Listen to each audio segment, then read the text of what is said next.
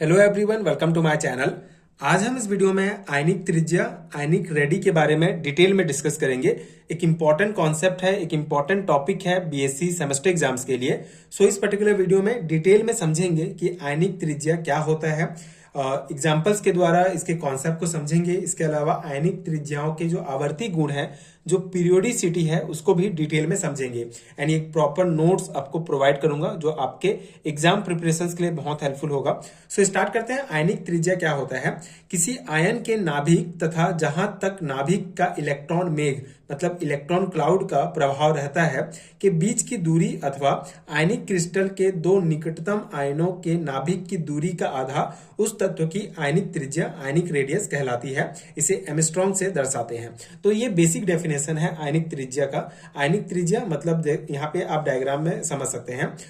कोई भी क्रिस्टल है, ठीक है, कोई भी एक आयनिक क्रिस्टल है तो उसके दो जो निकटतम आयन होते हैं, पॉजिटिव आयन और नेगेटिव आयंस, उन दोनों आयनों के अगर नाभिक से दूरी को अगर हम देखें तो नाभिक से जो दूरी होती है उसके आधा को कहा जाता है आयनिक रेडियस। ठीक है। तत्व जो होते हैं, जो एलिमेंट्स होते हैं, वो उदासीन होते हैं। अतः ये इलेक्ट्रॉन खोकर धन आयन तथा प्राप्त कर ऋण आयन देते हैं, जिससे इनके साइज में अंतर आ जाता है। अब देखिए यहाँ पे आप देख सकते हैं जो पॉजिटिव आयन है और ये नेगेटिव आयंस है, ये दोनों का साइज डिफरेंट है। ठीक है, ये थोड़ा छोटा है, ये थोड़ा बड़ा है। ठीक है, तो ये डिफरेंस क्यों होता है? क्योंकि जो एलिमेंट्स होते हैं वो उदासीन होते हैं, न्यूट्रल होते हैं। तो इलेक्ट्रॉन जो है खोकर, इलेक्ट्रॉन जो है त्याग कर उनमें धनायन बना लेते हैं। ठीक है, वो आयंस का फॉर्मेशन करेंगे। एंड इलेक्ट्रॉन जो है प्राप्त करके, ग्रहण करके जो है वो ऋणायन देते हैं। इसके कारण इनके साइज में अंतर आता है। अब आयनिक रेडियस का कॉन्सेप्ट क्या है समझिए। ये देखिए, ये हमारा कोई आयनिक क्रिस्टल है जिसमें दो निकटतम आयन है। ठीक है, दो निकटतम आयन है। अगर हम पॉजिटिव आयन की बात करें तो ये इसका नाभिक होगा और ये नेगेटिव आयन का ये नाभिक होगा। ठीक है, अब इन दोनों नाभिक से जो डिस्टेंस होता है, ये जो कंप्लीट डिस्टेंस है, ये दो न्यूक्लियाई के बीच में डिस्टेंस है। ठीक है, इनके नाभिक से डिस्टेंस को मापेंगे। अब उसका जो आधा होता है, जैसे अगर नाभिक से यहां तक की जो दूरी है, इसको कहा जाएगा आयनिक रेडियस ऑफ कैटायन। ठीक है, पॉजिटिव चार्ज को जो है कैटायन कहा जाता है, पॉजिटिव आयन को। तो ये जो रेडियस होगा, ठीक है, इसके नाभिक से लेकर इसका इलेक्ट्रॉन क्लाउड जहां तक होगा,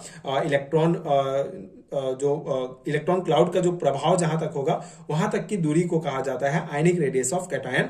उसी प्रकार नेगेटिव आयन के अगर जो इसका न्यूक्लियस है, उससे इलेक्ट्रॉन क्लाउड जहां तक का प्रभाव है, वहां तक का जो दूरी है वो आयनिक रेडियस ऑफ एनायन कहलाता है। ठीक है, तो यही कॉन्सेप्ट है आयनिक त्रिज्या। किसी आयन के नाभिक तथा जहां तक नाभिक के इलेक्ट्रॉन क्लाउड का प्रभाव रहता है के बीच की दूरी अथवा आयनिक क्रिस्टल के दो निकटतम आयनों के नाभिक की दूरी का आधा उस तत्व की आयनिक त्रिज्या कहलाती है। मतलब इन दोनों का जो नाभिक है, ठीक है, इन दोनों के, ये दोनों क्या है, न्यूक्लियाई के दो डिस्टेंस होंगे और इनका आधा क्या कहलाता है? आयनिक रेडियस कहलाता है। ठीक है, किसी भी आयन का। ये हो गया कॉन्सेप्ट। अब यहाँ पे कुछ और इंपॉर्टेंट पॉइंट्स हम डिस्कस करते हैं। जैसे किसी परमाणु के धन आयन की त्रिज्या उस परमाणु की त्रिज्या से कम होती है। ठीक है, धन आयन की जो त्रिज्या है उस परमाणु की जो एक्चुअल त्रिज्या होती है उससे कम होती है।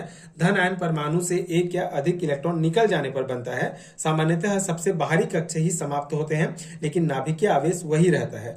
मूलतः प्रभावी नाभिकीय आवेश बढ़ जाता है, जिससे इलेक्ट्रॉन नाभिक की ओर खींच जाते हैं तथा आयन का आकार कम हो जाता है। अब यहाँ पे जो है ये पॉजिटिव आयंस वाला जो हमारा आयन है उसके बारे में बात कर रहे हैं। तो क्या कहा गया? किसी परमाणु का जो धन आयन की जो त्रिज्या होती है वो परमाणु की जो त्रिज्या से कम होती है, परमाणु की जो एक्चुअल त्रिज्या होती है उससे कम होती है। जैसे अगर मान लो ये हमारा वही परमाणु है, मान लो ये Na है। ठीक है, Na का जो परमाणु होगा, जो आयनिक रेडियस होगा, वो बेसिकली Na प्लस का जो आयनिक रेडियस होता है उससे क्या होता है?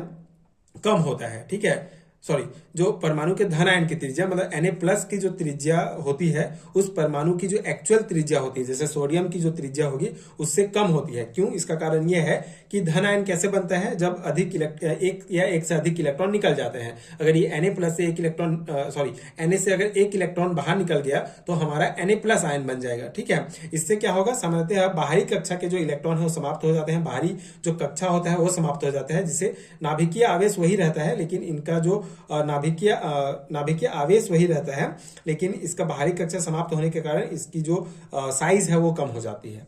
ठीक है।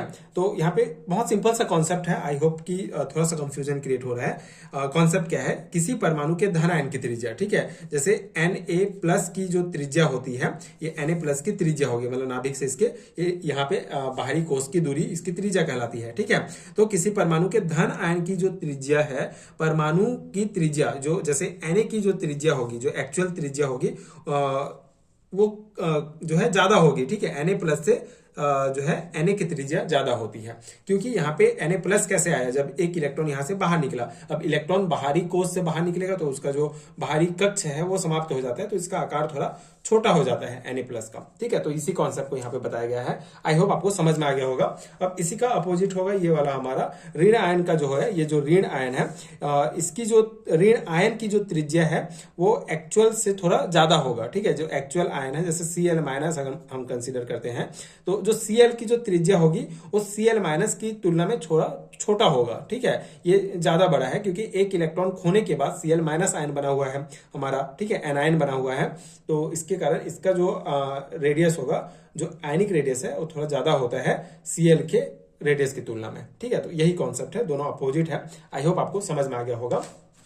अब जो हमने पहला कॉन्सेप्ट पढ़ा उसका कुछ एग्जांपल यहाँ पे दिया गया है, जैसे परमाणविक त्रिज्या। अगर हम सोडियम की परमाणविक त्रिज्या देखें तो 1.57 एंगस्ट्रॉम होता है। उसी प्रकार सोडियम आयन की अगर हम परमाणविक त्रिज्या आयनिक त्रिज्या अगर हम देखें तो होता है 0.98 एंगस्ट्रॉम, ठीक है। उसी प्रकार आयरन का जो परमाणविक त्रिज्या होता है वो 1.17 एंगस्ट्रॉम होता है, ठीक है। परमाणविक त्रिज्या मतलब Na जो है हमारा एक परमाणु है, ठीक है, तो उसका जो त्रिज्या होता है नाभिक से जो बाहरी कोश की जो दूरी होती है उसको परमाणविक त्रिज्या कहेंगे। लेकिन इसमें एक आयन आ गया, ठीक है, मतलब एक इलेक्ट्रॉन यहां से बाहर निकला और ये Na+ हो गया, तो इसके कारण इसकी जो त्रिज्या होती है उसको आयनिक त्रिज्या कहा जाता है। तो यहाँ पे आप देख सकते हैं परमाणविक त्रिज्या जो है वो आयनिक त्रिज्या की तुलना में ज्यादा है, ठीक है। तो ये एग्जांपल आप देख सकते हैं। उसी प्रकार अगर हम आयरन की बात करें तो 1.17 एंगस्ट्रॉम है इसकी परमाणविक त्रिज्या, लेकिन आयनिक त्रिज्या की अगर हम बात करें तो Fe2+ की जो है उसका जो आयनिक त्रिज्या है वो 0.76 एंगस्ट्रॉम है, और Fe3+ का जो आयनिक त्रिज्या है वो 0.64 एंगस्ट्रॉम होता है, ठीक है।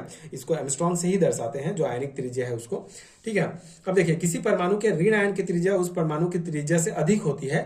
ऋण आयन परमाणु इलेक्ट्रॉन की संख्या बढ़ने पर बनता है, जिससे प्रभावी नाभिकीय आवेश घट जाता है। इससे इलेक्ट्रॉन नाभिक की ओर कम आकर्षित होते हैं तथा इसके विपरीत वह कुछ दूर हट जाते हैं, इसके आकार में वृद्धि हो जाती है। सेम कॉन्सेप्ट है, अपोजिट है, ठीक है। ऋण आयन की जो त्रिज्या होती है, जैसे अगर हम Cl- की त्रिज्या की बात करें, ये Cl- ऋण आयन की त्रिज्या है, ये जो है इसकी त्रिज्या है कि त्रिज्या परमाणु की त्रिज्या से अधिक होती है। जैसे अगर Cl हमारा परमाणु है, ठीक है, तो इसकी त्रिज्या की अगर हम बात करें तो ये थोड़ा इसकी जो त्रिज्या होगी थोड़ा छोटा होता है। इसका सिंपल सा कारण है, Cl- आयन हमारा कैसे बना, जब एक इलेक्ट्रॉन इस Cl के साथ और ऐड हो गया, ठीक है। जब ऐड हो जाएगा तो एक बाहरी कोश आ जाएगा और नाभिकीय आवेश जो है वो घट जाता है, जिससे फिर जो आकर्षण होता है नाभिक और बाहरी कक्ष के इलेक्ट्रॉन की वो बढ़ जाता है, ठीक है। इलेक्ट्रॉन नाभिक से कम आकर्षित होते हैं, मतलब उनका जो आकर्षण है वो कम हो जाता है, सॉरी, ठीक है, आकर्षण कम हो जाता है, कम आकर्षित होते हैं, जिससे थोड़ा फैल जाते हैं, इसी कारण इसकी त्रिज्या जो है वो बढ़ जाती है। उदाहरण के लिए अगर हम कोवलेंट सहसंयोजक त्रिज्या की बात करें तो जो हमारा फ्लोरीन है उसका सहसंयोजक त्रिज्या है 0.72 एंगस्ट्रॉम। उसी प्रकार फ्लोरीन आयन का जो आयनिक त्रिज्या है वो 1.36 एंगस्ट्रॉम है, ठीक है। तो सहसंयोजक त्रिज्या कम होता है और आयनिक त्रिज्या ज्यादा होता है। उसी प्रकार क्लोरीन का जो है 0.99 एंगस्ट्रॉम है सहसंयोजक त्रिज्या, और क्लोरीन आयन का है 1.81 एंगस्ट्रॉम। इसी प्रकार ब्रोमीन का 1.14 एंगस्ट्रॉम और आयनिक त्रिज्या है ब्रोमीन Br- का 1.95 एंगस्ट्रॉम। इसी प्रकार आयोडीन का 1.33 एंगस्ट्रॉम और आयोडीन माइनस का 2.16 एंगस्ट्रॉम होता है, ठीक है। तो ये हो गया दो बेसिक कॉन्सेप्ट आयनिक त्रिज्या से रिलेटेड, इंपॉर्टेंट है, आपको ध्यान रखना है, ठीक है। कभी कभी ऑब्जेक्टिव टाइप क्वेश्चंस में भी ये इस कॉन्सेप्ट से क्वेश्चन आते हैं, तो उस अकॉर्डिंग आप ध्यान रखेंगे। अब यहाँ पे जो है ब्रैग स्लेटर तथा पाउलिंग द्वारा किए गए अध्ययनों के फलस्वरूप कुछ परमाणुओं की परमाणु व आयनिक त्रिज्याएं इस प्रकार हैं। जैसे लिथियम आयन का परमाणु त्रिज्या जो है ब्रैग स्लेटर के अनुसार 1.45 एंगस्ट्रॉम में है, और जो आयनिक त्रिज्या है 0.60 एंगस्ट्रॉम है। सोडियम जो आयन है उसका परमाणु त्रिज्या जो है, सोडियम परमाणु का जो त्रिज्या है वो 1.80 है, और आयनिक त्रिज्या जो होगा वो 0.95 होगा, ठीक है। एंगस्ट्रॉम में ही है ये मान, आप ध्यान रखेंगे। K प्लस जो है हमारा जो पोटेशियम है उसका परमाणु त्रिज्या 2.20 है और आयनिक त्रिज्या 1.33 होगा। रुबिडियम का 2.35 परमाणु त्रिज्या और आयनिक त्रिज्या 1.48 और सीजियम का 2.60 एंड 1.69। ठीक है, इसके अलावा बहुत सारे जितने भी आप आयंस का याद कर सकते हैं उतना इंपॉर्टेंट है, उतना ही अच्छा है, और भी आप देख सकते हैं। सो अभी के लिए फिलहाल अगर आपके थ्योरी एग्जाम में पूछा जाता है व्हाट इज आयनिक त्रिज्या लॉन्ग टाइप क्वेश्चन में, तो ये सब चीजें आप लिख सकते हैं। बाकी आप अपने नंबर के अनुसार जो है सिंपल कॉन्सेप्ट भी समझा सकते हैं। अगर आपको 2 या 3 मार्क्स में पूछा जाता है आयनिक त्रिज्या क्या है, तो आप बेसिक डेफिनेशन देख लीजिए, डायग्राम बना सकते हैं। ठीक है, ये जो स्ट्रक्चर है इसी से ही कॉन्सेप्ट क्लियर होता है। ठीक है, आप ट्राई कीजिए कि हर एक टॉपिक में आप जो है उसको डायग्राम के माध्यम से समझाने का प्रयास कीजिए जिसमें है, क्योंकि अगर आप ये डायग्राम बना देते हैं तो फिर पूरा कॉन्सेप्ट यहीं से क्लियर हो जाता है, जो चेक करने वाला होता है उसका। तो ये बहुत इंपॉर्टेंट है। अब यहाँ पे एक इंपॉर्टेंट कॉन्सेप्ट इसी से रिलेटेड, आयनिक त्रिज्याओं के आवर्ती गुण, मतलब इनका पीरियोडिसिटी क्या है, ये भी एग्जाम में पूछा जाता है। तो यहाँ पे हम देख लेते हैं, परमाणु त्रिज्याओं के आवर्ती गुण के अनुरूप ही आयनिक त्रिज्याओं का आवर्ती गुण होता है, अर्थात किसी उपवर्ग, सब ग्रुप या समूह के में परमाणु क्रमांक के बढ़ने के साथ साथ आयनिक त्रिज्या का मान भी बढ़ता जाता है, क्योंकि नवीन कक्षाएं सेल्स बढ़ती जाती हैं। ठीक है, वही कॉन्सेप्ट है परमाणु त्रिज्या, जिस प्रकार से परमाणु क्रमांक बढ़ते जाता है तो परमाणु त्रिज्या बढ़ती जाती है, उसी प्रकार आयनिक त्रिज्या भी जो है परमाणु क्रमांक के साथ साथ बढ़ते जाता है। जैसे लिथियम की अगर हम बात करें तो लिथियम, अगर लिथियम आयन का जो आयनिक त्रिज्या है 0.60 है, उसी प्रकार 0.95 सोडियम का, पोटेशियम का 1.33, रुबिडियम का 1.48 एंगस्ट्रॉम, सीजियम का 1.69 एंगस्ट्रॉम। ठीक है, ये आयनिक त्रिज्या जो है बढ़ती जाती है परमाणु क्रमांक के साथ। ठीक है, किसी आवर्त में आयनिक त्रिज्या बाएं से दाएं बढ़ते समय क्रमशः घटती जाती है। नाभिकीय आवेश में वृद्धि के फलस्वरूप परमाणु तथा आयन के आकार छोटे होते जाते हैं। आकार में कमी परमाणु के धात्विक गुण पर प्रभाव डालती है। यदि 2 परमाणुओं के आकार लगभग समान हो तो जिस परमाणु का परमाणु क्रमांक अधिक होगा वह कम धात्विक होता है। ठीक है, अगर हम आवर्त की बात करें, पीरियड की बात करें, तो उसमें अगर हम बाएं से दाएं जाते हैं तो यहाँ पे आप देख सकते हैं लिथियम, बेरिलियम, बोरॉन, कार्बन, ये सब आयन की संख्या बढ़ती जा रही है और इसकी जो आयनिक त्रिज्या का मान है वो कम होते जा रहा है। ठीक है, ये ध्यान रखेंगे। अगर यहाँ पे भी अगर हम देखें नाइट्रोजन, ऑक्सीजन, फ्लोरीन, तो इसमें आयंस की संख्या जो है ये नाइट्रोजन 3 माइनस आयन है, 2 माइनस आयन है, तो यहाँ पे भी जो आयनिक त्रिज्या का मान है वो घटते जा रहा है। ठीक है, तो ये आप सिंपल सा याद रख सकते हैं पीरियड के लिए।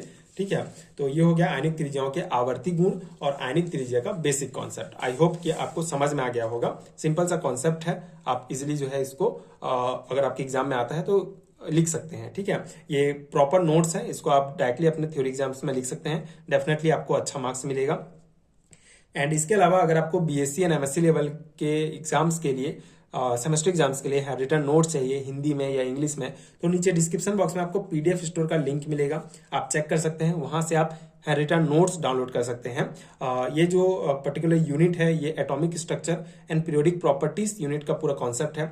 इससे रिलेटेड बहुत सारे टॉपिक्स मैंने समझाए हैं इसी यूनिट के, तो उसका प्लेलिस्ट जो है आपको चैनल के प्लेलिस्ट वाले सेक्शन में मिल जाएगा, आप चेक कर सकते हैं। इसके अलावा अगर आपको इस यूनिट का कंप्लीट नोट्स चाहिए हिंदी में तो उसका लिंक भी आपको नीचे डिस्क्रिप्शन बॉक्स में मिल जाएगा। एंड अगर वीडियो हेल्पफुल है तो आगे के वीडियोस देखने के लिए चैनल के साथ जुड़े रहिए। Thank you so much for watching.